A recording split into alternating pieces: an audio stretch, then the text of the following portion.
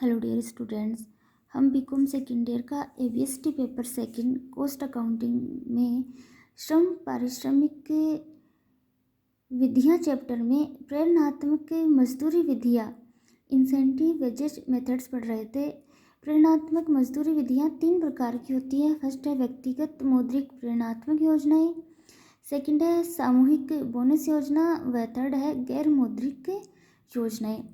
हम व्यक्तिगत मौद्रिक प्रेरणात्मक योजनाओं के बारे में पढ़ रहे थे, जो कि चार प्रकार की होती है। फर्स्ट है अंतर्युक्त कार्यदर योजना, सेकंड है न्यूनतम वेतन व अंतर्युक्त कार्यदर योजना, थर्ड है अंतर्युक्त समय दर योजना व फोर्थ है समय दर पर आधारित प्रेरणात्मक बोनस योजनाएं। लास्ट क्लास में हमने इन तीनों योजनाओं के बारे में पढ़ लिया था। आज की क्लास में हमें नेक्स्ट योजना समय दर पर आधारित प्रेरणात्मक बोनस योजनाओं के बारे में पढ़ेंगे। इस प्रकार की योजनाओं में श्रमिकों को एक निश्चित समय दर के हिसाब से भुगतान करने के अतिरिक्त बचाए गए समय की मजदूरी का निश्चित भाग बोनस के रूप में दिया जाता है। जैसे किसी श्रमिक को 10 घंटे में 15 इकाइयाँ बनानी थी और उसका पारिश्रमिक 5 रुपये प्रति घंटा है, लेकिन उसने 8 घंटे में ही उन 15 इकाइयों को बना लिया। तो इस प्रकार इसका जो स्टैंडर्ड टाइम है वो 10 आवर्स होता है और जो एक्चुअल टाइम है वो 8 घंटे है। अर्थात उसे जो 15 इकाइयाँ है वो 10 घंटे में बनानी थी, लेकिन उसने समय से पहले ही अर्थात 8 घंटे में ही उन इकाइयों को बना लिया।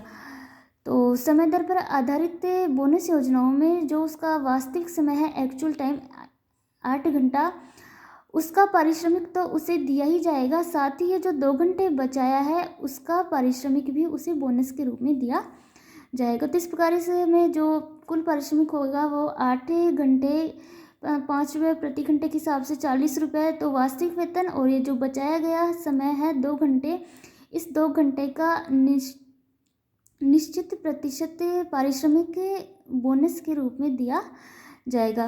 तो इस संबंध में जो बोनस योजना महत्वपूर्ण है उनमें फर्स्ट है हाल से प्रत्याजी योजना, हाल से प्रीमियम प्लान। इस योजना में श्रमिकों को पारिश्रमिक उसके द्वारा व्यतीत किए गए वास्तविक समय के आधार पर दिया जाता है, परंतु साथ ही श्रमिक द्वारा किए गए कार्य को ध्यान में रखकर कुशल श्रमिक द्वारा बचाए गए समय का जो भुगतान होता उसका 50% कर्मचारी को बोनस के रूप में दिया जाता है। ये बोनस नियोक्ता और श्रमिकों के बीच किसी भी अनुपात में बांटा जा सकता है। यह 30 से 70% तक हो सकता है। प्रश्न में यदि बोनस के प्रतिशत का उल्लेख न हो तो सामान्यतः 50% बोनस के अनुसार ही बोनस दिया जाता है। तो हाल से प्रत्याजी योजना में प्रत्येक कार्य हेतु प्रमाप घंटे निर्धारित कर दिए जाते हैं और प्रमाप घंटों से कम समय लगने पर बचाए गए घंटों की गणना की जाती है। तो बचाए गए घंटे या टाइम सेव्ड ज्ञात करने का जो फॉर्मूला होता है वो standard time minus actual time होता है, और इस योजना में बचाए गए समय की मजदूरी के 50% के बराबर बोनस दिया जाता है। तो जो कुल पारिश्रमिक होगा वो मूल वेतन या वास्तविक वेतन और बोनस का योग होता है।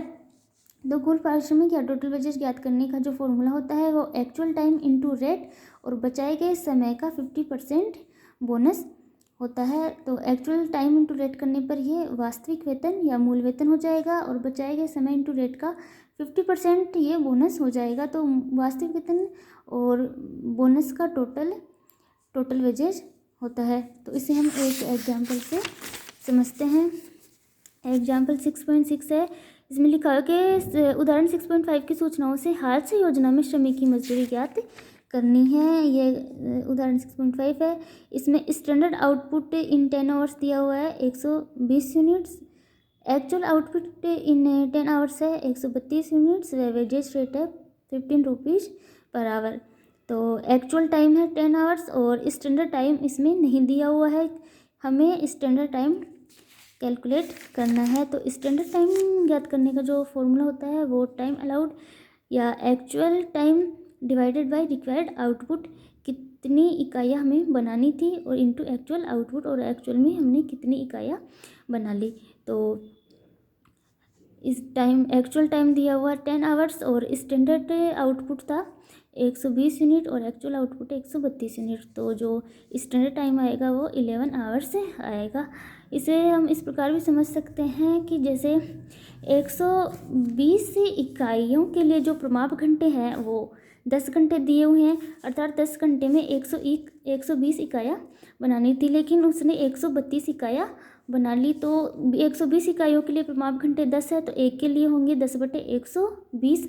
तो 132 इकाइयों के लिए प्रमाप घंटे क्या होंगे, तो 10/120 इंटू 132 करने पर 11 आवर्स प्रमाप घंटे या स्टैंडर्ड टाइम होगा। अब हम इसे फॉर्मूला में लगाते हैं। तो actual time into rate, actual time है 10 आवर्स और रेट है रेट 15 पर आवर, तो 10 इंटू 15 और बचाया गया समय है स्टैंडर्ड टाइम है 11 आवर्स और एक्चुअल टाइम है 10 आवर्स। तो 11 माइनस 10 1 घंटा बचाया हुआ समय है और रेट है 15 रुपीज़ पर आवर। तो बचाए गए समय का उसे 15 रुपये पारिश्रमिक दिया जाएगा और बोनस है 50%।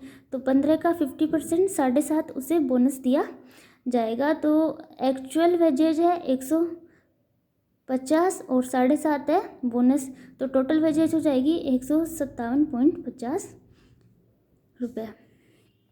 नेक्स्ट है हाल से वेयर बोनस योजना। इस योजना में बचाए गए समय का 50% के स्थान पर 30% ही बोनस दिया जाता है। तो इसके लिए जो फॉर्मूला होता है वो एक्चुअल टाइम इंटू रेट और टाइम सेव्ड इंटू रेट का 30% बोनस दिया जाएगा। नेक्स्ट है रोवन बोनस योजना।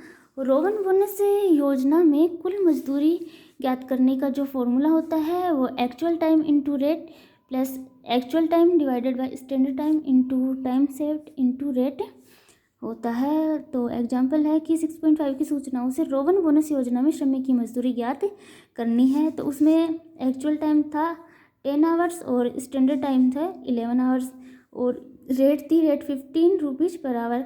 तो एक्चुअल टाइम है 10 आवर्स, रेट है 15 रुपीज़, फिर plus actual time 10 divided by standard time into time save था 1 आवर और रेट है इंटू 15। तो इसे सॉल्व करने पर ये जो 150 रुपये है वो तो वास्तविक मजदूरी है या मूल वेतन और 13.63 रुपये है वो बोनस होगा। तो इस प्रकार रोवन बोनस योजना में जो कुल पारिश्रमिक होगा वो 163.63 रुपये होगा।